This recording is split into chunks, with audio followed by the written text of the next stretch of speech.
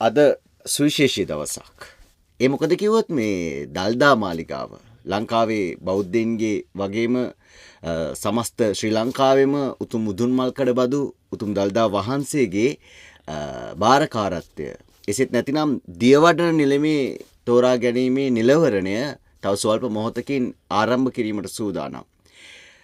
මාත් එක්ක ඉන්නවා කේසර. කේසර කියන්නේ මගේ මාධ්‍ය සකයා. අපි හැමදාම කතා කරනවා කේසර මේ ඉතිහාසය ගැන, ඉතිහාසය වෙනස් වෙලා තියෙන්නේ කොහොමද කියන කාරණා පදනම් කරගෙන. දැන් ලංකාවේ බෞද්ධයින්ගේ උතුම් මුදුන් මල්කඩ ලංකාව විතරක් නෙමෙයි සමස්ත ලෝකෙම දැන් මේ දල්දා වහන්සේගේ භාරකාරත්වයෙන් හිමි වෙන්න යන්නේ දැන් දියවඩන නිලමේවරු අදපත් වෙලා. මොකක්ද ඒ කතාව ඔබට දැනෙන්නේ? මෙහෙමයි විරාජ්, දැන් මේක නිලවරණයක් කියලා කිව්වට එක්තරා විදිහකට මේක නිලවරණයක් කියලා හඳුන්වන්නේ නැහැ. මේක මේ දියවඩන නිලමේවරයා තෝරාපත් කර ගැනීම උදෙසා පැවැත්වෙන ඡන්ද විමසීමක් මත් නෙවෙයි, මේකට රැස්වීමක් කියලා කියන්නේ. මේ රැස්වීමේ මත විමසුමක් තමයි වෙන්නේ. අපි ඉස්සරහට කතා කරමු මේ මත විමසුමට කවුද දායක කරගන්නේ, කොයි වගේ කොට්ටාශද මේකට ඡන්දයිතිය හිමි වෙන්නේ කියන කාරණේ ගැන. කොහොම වුණත් දැන් මේක පිළිබඳව කතා කරද්දී මේ වෙද්දී නම් ගණනාවක් එළියට එනවා. මෙවර මේ නිලවරණය සඳහා එහෙම නැත්නම් දියවඩ නිලමේ තනතුර සඳහා ඉල්ලුම් කරල් තියෙනවා කියලා.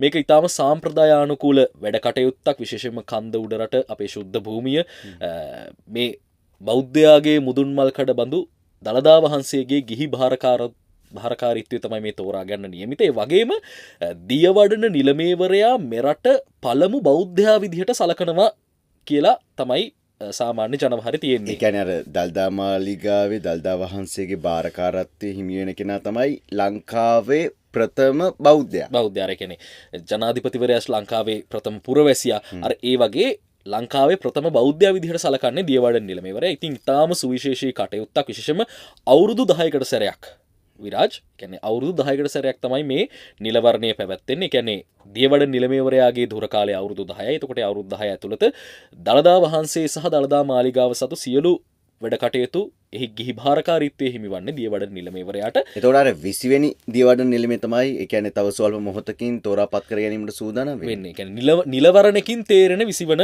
දියවඩන නිලමේවරයා මේ වෙද්දී නම් ගණනාවක් යෝජනා වෙලා තියෙනවා. දැන් මේක සාම්ප්‍රදායානුකූල කටයුත්තක් කියලා අපි කිව්වනේ. එතකොට දැන් තමන් දියවඩන නිලමේ වරයා සඳහා ඉල්ලුම් කරනවායි කියන එක මහානායක හිමිවරුන්ට දැහැත් පූජා කරලා දන්වන්න ඕනේ. එතකොට තමයි ඒක සාම්ප්‍රදායානුකූලව පිළිගැනෙන්නේ මෙයා ඉල්ලනවායි කියන එක සම්බන්ධයෙන්. එහෙමනම් ගණනාවක් පොඩි ප්‍රශ්නයක් තියෙනවා කිසි දැන් ඕන කෙනෙක්ට දියවඩන නිලමේට තනතුරට ඉල්ලන්න පුළුවන්ද ලංකාවේ? බෑ. ඒකට විශේෂ කාරණා ගණනාවක් තියෙනවා. විරාජ්, අපි ඉස්සරහට කතා කරමු. දැන් මෙවර ඉදිරිපත් වෙලා තියෙනවා නම් 7ක් මේ වෙද්දී. වත්මන් වැඩ බලන දියවඩන නිලමේ, හිටපු දියවඩන නිලමේ නිලංග දෑල බණ්ඩාර, ප්‍රදීප් නිලංග දෑල, ඒ වගේම ඓතිහාසික පස්ගම ශ්‍රී නාථ දේවාලය සහ ඓතිහාසික මහනුවර ශ්‍රී මහා කතරගම දේවාලයේ බස්නායක නිලමේ දමින්ද බණ්ඩාර උඩුරාවන, ඊට පස්සේ මහනුවර ශ්‍රී නාථ දේවාලයේ සහ එම්බැක්ක ශ්‍රී කතරගම දේවාලයේ බස්නායක නිලමේ AWS බණ්ඩාරනායක, පේරාදෙණිය විශ්වවිද්‍යාලයේ කළමනාකරණ පීඨයේ ව්‍යාපාර මූල්‍ය දෙපාර්තමේන්තුවේ මහාචාර්ය තිලක් සුබසිංහ, ඊට පස්සේ පේරාදෙණිය විශ්වවිද්‍යාලයේ විද්‍යාවේදී උපාධිධාරියෙකු වන ගාමිණී කළුහෙන්දිවෙල, පොලිස් සේවයෙන් විශ්‍රාම ගොස් ව්‍යාපාරිකයෙකු විදිහට කටයුතු කරන බදුල්ල සෝනුත්තර රජමහා විහාරයේ හා සතර මහා දේවාලවල මහනිලමේ රොෂාන් ප්‍රියදර්ශන යුද හමුදාවේ විශ්‍රාමික කර්නල් නන්ද මඩුගල්ලි. මේ කියන නම් ටික තමයි යෝජනා වෙලා තියෙන්නේ. මේ වෙද්දී නිලවරණයට ඉදිරිපත් වෙනවායි කියන එක පිළිබඳව කතා බහට ලක් වෙන්නේ. දැන් මේ නම් 6 ඉදිරිපත් වුණාටත් බෑ විරාජ්. අද මේ පැවතින රැස්වීමේ මුල් අවස්ථාවේදී ඔව් නම් 7ක් සත්කොන් තනතුරු සටනක් තියෙන්නේ. සටනක් කියන්න බෑ. ඉතින් මේක අපේ කවුරු බාරගත්තත් අපේ උතුම් දළදා වහන්සේගේ උතුම් කර්තව්‍ය තමයි බාරගන්නේ විරාජ්‍ය. අවුරුදු 10 පුරාවටම තේවා වෙන්න පුළුවන්, ඇසල පෙරහැර වෙන්න පුළුවන්, මාලිගාවේ අනික් කටයුතු වෙන්න පුළුවන්. මේ සියල්ල විශේෂයෙන්ම නුවරට ළඟ කෙනෙක් විදිහට ඒක දැනෙනවා. කියන්නේ නේද අපිට සාමාන්‍ය මහනුවර දළදා මාලිගාව ඉස්සරහින් පයින් ගමනක් ගියත් තේවාව ඇහෙද්දි අපේ ඇඟට දැනෙනවා ඒක. ඒ කියන්නේ හරි අමුතු දෙයක්. සහ නේද උතුම් 84000ක් ධර්මස්කන්ධයේ ස්පර්ශ කරපු උතුම් ශ්‍රී දන්ත ධාතුන් වහන්සේගේ භාරකාරීත්වයයි මේ හොබවන්නේ. මේක උතුම් කටයුත්තක්. ඒක පුදුමාකාර පිනක් කේසර. මොකද භාග්‍යවතුන් වහන්සේගේ උතුම් දල්දා වහන්සේ සහ ඒක අපේ හැමෝගෙම එතනින් අදටත් දල්දා වහන්සේ වන්දනාමාන කරන්න යනකොට 100,000 ප්‍රශ්න තිබ්බත් ඒ සියලු ප්‍රශ්න එතනින් නැති වෙනවා. අනිවාර්යයෙන්ම. එතනින් වෙන තැනක්. ඔව්. ඉතින් ඒකේ ඉන්නේ දැන් අද දවසේදී මේ නිලවරණයට මොකක් වුණත් අපි දැන් ඔය නම් ටික තමයි ඉදිරිපත් වෙන්නේ. මේක අතීත ගැන කතා කරොත් විරාජ් විශේෂයෙන්ම මේ දියවඩන නිලමේ කියන තනතුර රජතුමාට අතීතය රජතුමාට බොහෝ විට ඉතාම සමීප පුද්ගලෙක් තමයි දියවඩ නිලමේවරයා විදිහට පත් කර ගන්නේ 1814 ඉඳලා 1824 දක්වා. ඒ කියන්නේ මේ ඉංග්‍රීසි පාලන කාලය තුල බ්‍රිතාන්‍ය පාලන කාලය තුල කපුවත්තේ අධිකාරම් තමයි දියවඩ නිලමේ තනතුර හොබවන්නේ. ඊට පස්සේ 1818 කැරැල්ලේදී වාරියපොළ ශ්‍රී සුමංගල හාමුදුරුවෝ දළදා වහන්සේගේ ආරක්ෂාව පතා දළදා වහන්සේ රැගෙන පලා යනවා. ඉන් අනතුරුව සුමංගල නාහිමියන් අත්අඩංගුවට ගැනෙනවා. පස්සේ දියවඩ නිලමේ පත් කරන්න ඉංග්‍රීසීන් විසින්ම ඡන්ද ක්‍රමයක් තෝරා දෙනවා. ඡන්ද ක්‍රමයක් හඳුන්වලා දෙනවා. ඒ අවස්ථාවේදී ඡන්දේ හිමි වුණේ මධ්‍යම පළාතේ රටේ මහත්වරුන්ට. ඉස්සර හිටියන රටේ රාළලා අධිකාරම්වරු ඒ විදිහට විවිධ තනතුරු තාන්න මාන්න තිබුණා. ඉතින් මේ රටේ මහත්වරුන්ට තමයි මූලිකව ඡන්ද අයිතිය හිමි වෙන්නේ. ඊට පස්සේ 1814 ඉඳලා 24 වෙනකන් දියවඩ නිලමේ තනතුර දරු කපුවත්තේ අධිකාරම් තුමා මිය යනවා. ඊට පස්සේ දෙහිගම ලොකු බණ්ඩාර නිලමේ 1824 දී ඉංග්‍රීසීන් විසින්ම පත් කරනවා දියවඩන නිලමේ තනතුර සඳහා. 3 අවුරුද්දකට පස්සේ එතුමාත් මිය යනවා. ඊට පස්සේ කුඩා මොල්ලිගොඩ නිලමේ එම තනතුරට ඉංග්‍රීසීන් විසින්ම පත් කරලා තියෙනවා. ඊට පස්සේ කුඩා දිහිගම නිලම 1828 දී පත් කරනවා. ඒ කාලේදී අර වැසි නොමැතිව අපි අර කියන්නේ දළදා වැස්ස මේ දළදා වහන්සේ ප්‍රදර්ශනයක් කරාම රටට සෙත උදා වෙනවා කියන එකනේ අපේ සාමාන්‍ය මතවාදයේ මේ ඊයේ පෙරේදත් අපි දැක්ක දළදා වහන්සේ ප්‍රදර්ශනයක් තිබුණා. ඉතින් මේ වැසි නොමැතිව වගා පාළු වෙලා තියෙද්දි දළදා ප්‍රදර්ශනයක් පවත්වන්න කියලා ඉංග්‍රීසීන් විසින්ම නියම කරනවා. ඒක විශේෂ කාරණයක්. මොකද මේ බෞද්ධයන්ගේ උතුම් මුදුන් මල්කඩ වෙච්ච දළදා වහන්සේම ඉංග්‍රීසි යෝජනා කරනවා වැසි ලැබෙන්න කියලා මේ ප්‍රදර්ශනයක් තියන්න කියලා. ඊට පස්සේ කුඩා දෙහිගම නිලමේගේ අභාවයෙන් පස්සෙත් මුල්ලේගම අධිකාරම් නිලමේ දියවඩ නිලමේ තනතුරට ඉංග්‍රීසීන් පත් කරනවා 1835 දී. ඊට පස්සේ දූල්ලෑව අධිකාරම් පත් වෙනවා. ඔහු 1848 මාතලේ කැරල්ලට සම්බන්ධ වෙන නිසා ඉංග්‍රීසීන් මේ තනතුරින් දූල්ලෑව අධිකාරම්ම නෙරපලා හරිනවා. 1818 ඉඳලා 47 දක්වා දළදා මාලිගාව පාලනය වුණේ ඉංග්‍රීසි ආණ්ඩුව යටතේ. එතකොට බ්‍රිතාන්‍ය පාලන සමයේ මේ තනතුරට පත් කරේ උඩරට දිසාවන්හි අධිකාරම් හෝ දිසාවේ තනතුරු දැරූ අය. ඔන්න අර ඔය ඇහුවේ හැමෝටම පුළුවන්ද කියලා. එතකොට 1818 ඉඳලා 47 දක්වා මේ තනතුරට පත් වෙලා තියෙන්නේ උඩරට දිසාවන්හි අධිකාරම් හෝ දිසාවේ තනතුරු දැරූ අය පමණයි. 1847 දී තමයි බ්‍රිතාන්‍යයන් දළදා වහන්සේගේ හිමිකාරීත්වය මහා සංඝරත්නයට බාර දෙන්න කටයුතු කරනවා. උතනින් තමයි ওই පුනර්ජීවනයේ නැවත වතාවක් අර අලුගසා දාලා යම් ආකාරයකට ඇති වෙන්නේ. හැබැයි ආපහු වතාවක් ඔවුන් 1848 කැරැල්ලේදී දළදා වහන්සේ ඔවුන්ගේ බාරයට ගන්නවා. ඊට පස්සේ 1853 දී යලිත් දළදා වහන්සේ මල්වතු අස්කිරි මහා හිමිවරුන්ට හා දියවඩන නිලමේට හිමිකාරීත්වය පවරන්න ඉංග්‍රීසි ආණ්ඩුව තීරණය කරනවා. මේ යුගයේ දියවඩන නිලමේ ධූරිය දරන්නේ ලොකු බණ්ඩාර දෙහිගම නිලමේතුමා. ඔන්න ඔය හරියෙන් තමයි විරාජ් අර ඡන්දය නිල වර්ණය කියන එක එන්නේ විශේෂයෙන්ම මේ තීරණය ගන්න. කියන්නේ නැවත වතාවක් මේ දළදා වහන්සේ මහා හිමිවරුන්ට සහ දියවඩන නිලමේට බාර දිය යුතුයි කියන තීරණය ගන්නේ බ්‍රිතාන්‍ය කැබිනට් එකෙන් කැබිනට් මණ්ඩලයෙන්. ඒ අනුව තමයි නැවත වතාවක් ඒ අයිතිය අපිට ලැබෙන්නේ. ඒ අවස්ථාවේ යටත් විජිත ලේකම්වරයා වුණු ආධිපාදවරයා ලංකාවේ ආණ්ඩුකාර ජෝර්ජ් ඇන්ඩර්සන්ට මේ බව දන්වලා තිබුණා. ඉන් අනතුරුව තමයි නැවත වතාවක් ඔන්න මේ සම්බන්ධයෙන් මම නැත්නම් දළදා වහන්සේගේ ගිහි භාරකාරීත්වය දියවඩන නිලමේ තනතුර පිළිබඳව වැඩි අවධානයක් යොමු වෙන්නේ. විශේෂයෙන්ම මේ දළදා වහන්සේ අපේ දන්තධාතුන් වහන්සේ සම්බන්ධයෙන් අපිට තියෙන්නේ පුදුමාකාර භක්තියක්, පුදුමාකාර නේද ගෞරවයක්. දැන් කේසර ඒකට හොඳම උදාහරණ තමයි දැන් මීට මාස කිහිපයකට කලින් අපිට මතකයි දළදා වහන්සේ ප්‍රදර්ශනයේදී විශාල සෙනගක් කේසර අර දළදා මාලිගාව වටේට මුළු මහා නුවරම එකම ජනගංගාවක් බවට පත් වෙලා තිබ්බ මේ දළදා වහන්සේ වන්දනාමාන කරන්න මේ කලාතුරකින් ලැබෙන අවස්ථාව වන්දනාමාන කරන්න. එතකොට මෙන්න මේකේ බාරකාරත්වය තමයි අද දවසේදී දියවඩන නිලමේ තනතුර සඳහා කවුරුන් පත් වේද කොහොම පත් වුණත් අපි නම් කියන්නේ කේසර මේ දළදා වහන්සේ රැක ගන්න ඕනේ. මේ බුද්ධ ශාසනයට මොකක් හරි දෙයක් වෙන්න ඕනේ. බුද්ධ ශාසනය පමණක් නෙවෙයි සමස්ත ආගම් බොහොමයක්ම තිබෙනවා. හැබැයි අද සුවිශේෂී දවසක් නිසායි අපි මේ විදිහට කතා බහ කරන්නේ. ඒතකොට දැන් මේ කේස මට දැන් අද දිනමින පත්තරේ අද පත්තරේදී දිනමින පත්තරේ සඳහන් කරලා තියෙනවා දළදා වහන්සේගේ පැවිදි පාර්ශවයේ බාරකරු වන්නේ අතිපූජ්‍ය මල්වතු අස්කිරියේ ඔබේ මහවිහාරයේ මහානායක මිවරුන්ට කියලා. ඔව් ඒක මාරු වෙනවනේ විරාජ්. ඒ කියන්නේ මල්වතු පාර්ශවයට මට මතක විදිහට වසරක් පාසා හෝ ඔහම යම් ආකාරයකට මේ හුවමාරු වීම සිද්ධ වෙනවා භාරකාරීත්වය මල්වතු පාර්ශවයට සහ අස්ගිරි පාර්ශවය අතර. එතකොට තේවා භාර වැඩ කටයුතු මේ සියල්ල සිද්ධ වෙන්නේ මල්වතු අස්ගිරි පාර්ශව අතර. කියන්නේ මහානා හිමිවරුන් ප්‍රමුඛ කොටගත් ඒ සංඝ පාර්ශව අතර තමයි මේකේ දළදා වහන්සේගේ පැවිදි භාරකාරීත්වය පවතින්නේ. එතකොට දැන් මේ කේසර සඳහන් වෙනවා දැන් මේ අද ඡන්දේ ඉදිරිපත් කරන්න හැමෝටම බැහැනි. අපේ ප්‍රේක්ෂකයන් හිතන නැති අපිට ඡන්දේ නැත්තේ ඇයි දළදා වහන්සේ අපිත් බෞද්ධයෝනේ අපිටත් පුළුවන් මේක මේ මහා නුවරටද පොදු වෙන්නේ උඩ රටට විතරද පොදු වෙන්නේ කියන ප්‍රශ්නයක් අපේ අයට එන්න පුළුවන්. එතකොට කොහොමද මේ ඡන්දේ භාවිතා කරන්නේ? කොයි අයද? දැන් අර අපි කතා කරගෙන ආවට මේ විරාජ් දැන් මේක ඡන්ද අයිතිය කියන එක තිබුණා. ඡන්දයක් හඳුන්වලා දුන්න 1800 ගණන් වලම. හැබැයි දුර කාලයක් තිබුණේ නැහැ. ඒ ඡන්දෙන් තේරීපත් වෙන කෙනාට තමන්ගේ ජීවිතාන්තය දක්වාම ඉන්න හැකියාව තිබුණා. ඒ කියන්නේ දේවඩ නිලමේ තනතුරේ කටයුතු කරන්න හැකියාව තිබුණා. ඒ අනුව එහෙම බොහෝ දෙනෙක් හිටියා. දැන් විශේෂයෙන්ම 1862 දී කුඩා බණ්ඩා දුනුවිල නිලමේ මේ තනතුරට පත් වෙලා වසර 20ක කාලයක් හිටියා. ඊට පස්සේ ඉංග්‍රීසින් දියවඩ නිලමේ තනතුරට ඡන්ද ක්‍රමයක් හඳුන්වා දෙනවා. ඊට පස්සේ දුනුවිල් නිලමේගේ අභාවයෙන් පස්සේ 1882 දී නව ඡන්ද ක්‍රමයෙන් කුඩා මුදියන්සේ ගිරාගම නිලමේ දියවඩ නිලමේ තනතුරට පත් වෙලා වසර 15ක් ඉන්නවා. ඉන්පසුව ක්‍රමයෙන් පත් වූ දියවඩ නිලමේවරුන් ගණනාවක් හිටියා. ඉතින් මේ පත් වූ දියවඩ නිලමේවරුන්ට මේ දුහුරය දරන්න පුළුවන් වුණා ජීවිතාන්තය දක්වාම. ඒ කියන්නේ තමන්ගේ අභාවයේ සිදු වෙනකම්ම තනතුරේ ඉන්න හැකියාව ලැබුණා. හැබැයි 1931 අපි අද කතා කරන අද ඡන්ද විමසීම පවත්වන්න නියමිත වෙලා තියෙන පනත 1931 විහාර දේවාලගම් පනත අනුව තමයි මේ දුහුරය දැරිය හැකි කාලය වසර 10කට සීමා කරන්නේ. ඒ අනුව තමයි අදත් මේ ඡන්ද විමසීම පැවැත්වෙන්න නියමිත වෙලා තියෙන්නේ.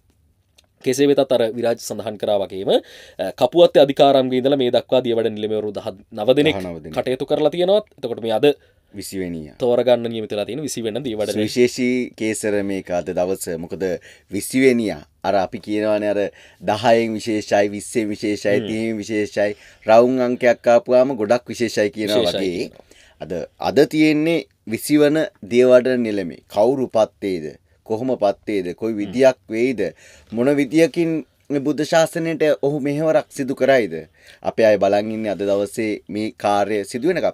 එතකොට කේසර් මම අහන්න කැමතියි දැන් මේ විශේෂ දෙයක් සඳහන් වෙනවා උඩරට රාජධානියේ බල ප්‍රදේශ අයත් තිබිලා තියෙන ප්‍රදේශ කිහිපයක්ම. ඒ ගැන සඳහන් කරන්න ඕනේ. දැන් ගොඩක් කට්ටිය හිතනවානේ උඩරට කියන්නේ මොකද්ද? උඩරට රාජධානියට අයත් වෙන්නේ මොන ප්‍රදේශද කියන ප්‍රහෙලිකාවක් එනවා. දැන් දිනමින පත්‍රයේ සඳහන් වෙනවා උඩරට රාජධානි බල ප්‍රදේශයට අයත්ව තිබූ මහනුවර, මාතලේ, නුවරඑළිය, කුරුණෑගල, පුත්තලම, අනුරාධපුර, පොළොන්නරුව, වවුනියාව, ත්‍රිකුණාමලය සහ අම්පාර, සිංහල පත්තුද, මොනරාගල, බදුල්ල, කෑගල්ල, රත්නපුර, ගාල්ල, හිනිදුම්පත්තුව සහ මාතර මොරවක් කෝරළද ඊට අයත් වෙනවා කියලා කියනවා. ඔව්. ඒ කියන්නේ ඔය උඩරට රාජධානියට අයත් දිස්ත්‍රික්ක කියලා හඳුන්වන්නේ මේ විරාජ්. දැන් කොහොම වුණත් අපි අර මේ ක්‍රෙඩිට් එක දෙන්න ඕනේ කීප දෙනෙක් ඉන්නවා. ඒකත් මතක් කරගෙන යන්න ඕනේ. විශේෂයෙන්ම මේ මාධ්‍යවේදී ධර්මශ්‍රී තිලකවර්ධන එතුමාගේ Facebook එකේ දීර්ඝ සටහනක් තියෙනවා මේ දියවඩ නිලමේ තනතුරේ ඉතිහාසය ගැන. යම් කාරණා අපි එකෙන් උපුටා ගත්තා. එතුමාට ස්තුතිවන්ත වෙනවා. ඉතින් මේ දැන් ඔය කාරණේ පිළිබඳව කතා කරද්දී අර අපි කිව්වා වගේ මේ දියවඩ නිලමේ තනතුර පුරප්පාඩු වෙලා තෙමසක් ඇතුළත මාස 3ක් ඇතුළත ඡන්ද විමසීමක් පවත්වලා නව දියවඩ නිලමේවරයෙක් තෝරාපත් කරගත යුතු බව තමයි 1931 අංක 19 දරන බෞද්ධ විහාර දේවාලගම් ආඥා පනතේ සඳහන් වෙන්නේ විරාජ්. ඒ අනුව තමයි අද ඡන්දේ තියෙන්නේ. දැන් කේසර ප්‍රදීප් නිලංග දෑලේ බණ්ඩාර සැප්තැම්බර් 7 මගේ මතකේ හරිනම් සැප්තැම්බර් 7 වෙනිදා එයාගේ නිල කාලය අවසන් වෙනවා. ඊට පස්සේ මහානායක හාමුදුරුවෝම සඳහන් කරනවා ඔහුට ලබා දෙනවා අර වැඩ බලන දියවඩ නිලමේ. ඒක තමයි මේ මං හිතන්නේ ප්‍රොසීඩිය එක. එහෙම නැත්නම් මේ ක්‍රියාපටිපාටිය ඔහුට අත්දැකීම් තිබෙනවා. ඒ නිසා වැඩ බලන දියවඩ නිලමේ තනතුර කටයුතු කරන්න දෙනවා. කෙසේ වෙතත් දැන් අද මේ 1931 අංක 19 දරන බෞද්ධ විහාරගම් දේවාල ආඥා පනතට අනුකූලව නව අභිනව දියවඩ නිලමේවරයෙක් තෝරාපත් කරගන්න නියමිතයි. විශේෂයෙන්ම අර ඔබ සඳහන් කළ කාරණය විරාජ් මේ සම්ප්‍රදායානුකූල උඩරට රාජධානියට අයත් තිබූ දිස්ත්‍රික්ක 16ක් තුල පිහිටි රජමහා විහාරස්ථාන 157ක භාරකාර හිමිවරුන් මේ ඡන්ද අයිතිය හිමිවන පිරිස. හොඳේ. ප්‍රාදේශීය ලේකම්වරුන් 170 දෙනෙකු, දේවාලවල බස්නායක නිලමේවරුන් 31 දෙනෙකු හා විහාරවල හා දේවාලවල ගිහි භාරකරුවන් 4 දෙනෙකු ඇතුළු 362 දෙනෙකුට මෙවර දියවඩ නිලමේවරයා තෝරාපත් කර ගැනීම සඳහා ඡන්ද අයිතිය හිමි වෙනවා. 361 දෙනයි. 62 දෙනෙකුට. 360 දෙන. මේ අය තමයි පත් කරන්නේ. හැබැයි මෙතන තවත් අඩුවීමක් ඉස්සරහට සිද්ධ වෙනවා. ඒ තමයි මේ විහාර 1931 අංක 19 බෞද්ධ විහාර දේවාලගම් ආඥා පනතට අනුව මේ ඡන්දය දෙන්න බෑ කාන්තාවන්ට සහ අන්‍යාගමික පුද්ගලයින්ට. එතකොට අර ප්‍රාදේශීය ලේකම්වරුන් 170 දෙනාගෙන් කාන්තා ප්‍රාදේශීය ලේකම්වරියන් සහ අන්‍යාගමික ප්‍රාදේශීය ලේකම්වරුන් ලේකම්වරියන් ඉවත් වෙනවා. එතකොට මේ ප්‍රමාණය තවත් අඩු වෙනවා. ඒ අනුව 95 දෙනෙකුට පමණ මෙවර නිලවරණයට ඡන්දය දීමෙන් වැළකී ඉන්න සිද්ධ වෙනවා. අර කාරණා හින්දා කාන්තාවන් සහ අන්‍යාගමික වීම හින්දා. ඊට පස්සේ දැනට තියෙන පනත අනුව කාන්තා නිලධාරිනියට ඡන්ද අයිතිය නැහැ කියන එක බෞද්ධ කටයුතු කොමසාරිස් ජෙනරාල් රැත් සඳහන් කරනවා. ඒ අනුව මෙවර දියවඩ නිලවරණයට ඡන්දය ප්‍රකාශ කිරීමේ අයිතිය ඇත්තේ ලියාපදිංචි ඡන්දදායකින් 262 දෙනෙකුට පමණයි. සොරි 267 දෙනෙකුට සමාවෙන්න 262කින් ඔන්න බෙදිලා ඒ කියන්නේ අයින් වෙන්න ඕන ටික අයින් වෙලා අර 267 දෙනෙකුට පමණයි මෙවර ඡන්ද අයිතිය හිමි වෙන්නේ. ඒකත් සුවිශේෂී. එයින් 157 දෙනෙකුම බෞද්ධ භික්ෂූන් වහන්සේලා වීම. ඒක තමයි සුවිශේෂී කාරණය. කාරණේ කියන්නේ ඇත්තම කිව්වොත් නේද? ඒ කියන්නේ තීරණාත්මක සාධකය භික්ෂුන් වහන්සේලා කියන එක උපකල්පනය කරන්න පුළුවන්. මොකද සමස්තයක් විදිහට ගත්තාම මේ සම්පූර්ණ ඡන්ද ප්‍රමාණය 51%. ඒ කියන්නේ 150 ඉක්ම වූ ප්‍රමාණයක්ම භික්ෂුන් වහන්සේලා අත තමයි ඡන්ද අයිතිය රැඳී පවතින්නේ. ඉතින් ඒකත් ඊටාම සුවිශේෂී කාරණයක්. මේ රැස්වීමෙන් අනතුරුව බෞද්ධ කටයුතු කොමසාරිස්වරයාගේ ප්‍රධානත්වයෙන් පැවැත්වෙන රහසිගත ඡන්දයකින් දියවඩ නිලමේවරයා තෝරාපත් කරගත යුතු බවයි පනතේ සඳහන් වෙන්නේ. දැන් මේ 7 දෙනෙකුගේ නම් ඉදිරිපත් වෙලා තියෙනවානේ.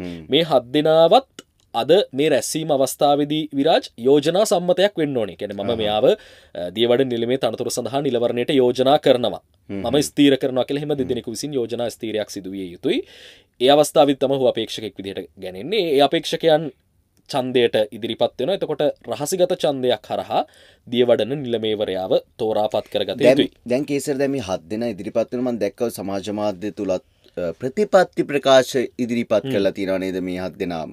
ඔව් විශේෂයෙන්ම අර අපි සඳහන් කරා වගේම දළදා මාලිගාව කියලා කියන්නේ ඊටාම පුළුල් වපසරියක ක්‍රියාත්මක වන කර්තව්‍යයක්, ඊටාම භාරදූර කර්තව්‍යයක්. අපි දන්නවන්නේ දළදා වහන්සේට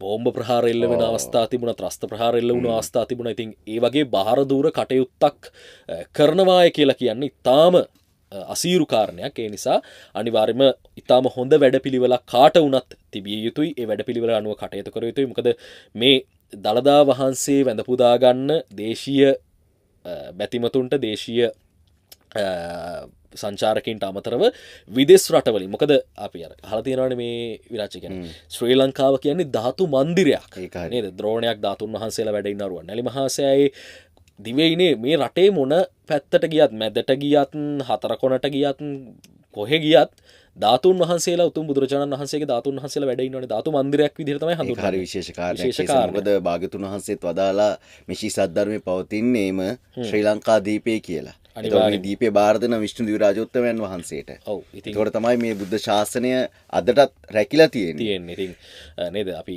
අහලා තියෙනවා අලුත්නුවර දැඩිමුණ්ඩ දෙහි හාමුදුරුවෝ තමයි මහනුවර දළදා වහන්සේව රැක බලා ගන්න කියලා. ඉතින් ඒ වගේ හරි තේජාන්විත නේද, හරි අපූරු ජනප්‍රවාද එක්ක ඊට පස්සේ හරි අපූරු විශ්වාසයන් එක ගොඩ නැගුණු දෙයක්. ඉතින් ඒ නිසා ප්‍රතිපත්ති ප්‍රකාශන ඉදිරිපත් වෙනවා, තමන්ගේ වැඩපිළිවෙල ඉදිරිපත් කරනවා. හැබැයි ඉතින් මොන අපේක්ෂකයා දියවඩ නිලමේ ධුරයට පත් වූවත් අනිවාර්යෙන්ම කළ යුතු දේ වන්නේ සම්පූර්ණ දළදා වහන්සේගේ ගිහි භාර්යාකාරීත්වය බාර ගැනීම. ඉතින් මේ එක් අයෙකුගේ නම යෝජනා වෙලා තිබෙනවා නම් නිතරගෙන් ඔහු දියවඩ නිලමේවරයා බවට පත් වෙනවා. ඒක විශේෂ කාරණයක්. දැන් අර 7 දෙනෙක් ඉදිරිපත් වෙනවා දියවඩ නිලමේට. ඒකෙන් එක්කෙනෙක් විතරක් යෝජනා වුණොත් ඔහුට තමයි දියවඩ නිලමේ පදවි හිමි වෙන්නේ. ඉතින් එහෙම වෙච්ච අවස්ථා ඉතිහාසය තියෙනවා. බොහෝ වෙලාවට දැන් මෙතන ඥාති සංග්‍රහයකුත් තියෙනවානේ විරාජ්. ඒ කියන්නේ සාමාන්‍යයෙන් දැන් අද මේ නිලවරණයේ දිකුමක් වෙයි දන්නේ. හැබැයි බොහෝ වෙලාවට ওই දේවාල නිලවරණවල අපි දැකලා තියෙනවා තමන්ගේ පවුලේ ජ්‍යෙෂ්ඨයෙක් ඉදිරිපත් වෙනවා නම් අදාළ කනිෂ්ඨය එහෙම නැත්නම් ඒ පවුලේ යම් ආකාරයකට අර පුද්ගලයාට වඩා බාල හොඳ අත්දැකීම් තියෙන ඔය පියාත් විශේෂයෙන් ඒකත් සඳහන් කරන්න ඕනේ. ඒ කාරණා එක කියන්නේ අපේ පවුලේ ජ්‍යෙෂ්ඨයෙක් ඉදිරිපත් වෙලා ඉන්නවා නම් මම නිලවරණයට ඉදිරිපත් වෙනවා කියන්නේ එතකොට මගේ නෑදෑයෙක් වෙන අත්තා කෙනෙක් ඔන්න ඉදිරිපත් වෙලා ඉන්න. එතකොට මම අවස්ථාව දීලා ඒක අර පොඩි නිකන් දේශපාලනයට එහෙමත් නැත්තම් මේ බලය කියන එකට එහා ගිහිල්ලා ගෞරවය නේද? ඒක මම හිතන්නේ හැමතැනක මේක තියෙනවා. ඒ ගෞරවය ආරක්ෂා කරලා අර එතකොට පවුල අතරේ ගැටණයක් තියෙනවා කියන එක පිටට පේන්නේ නැති වෙන්න ඒක දීලා අයින් වෙන අවස්ථා තියෙනවා. විශේෂ කාරණයක් ඒසරා. ඒ කියන්නේ එච්චර මානුෂය දැන් අපි දකිනවා වර්තමානයේ දේශපාලනය ගත්තාම දේශපාලනය තුළදී තාත්තත් ඡන්ද ඉල්ලනවා පුතත් ඡන්ද ඉල්ලනවා කිසි ගෞරවයක් නැතිව දේශපාලනය කරනවා.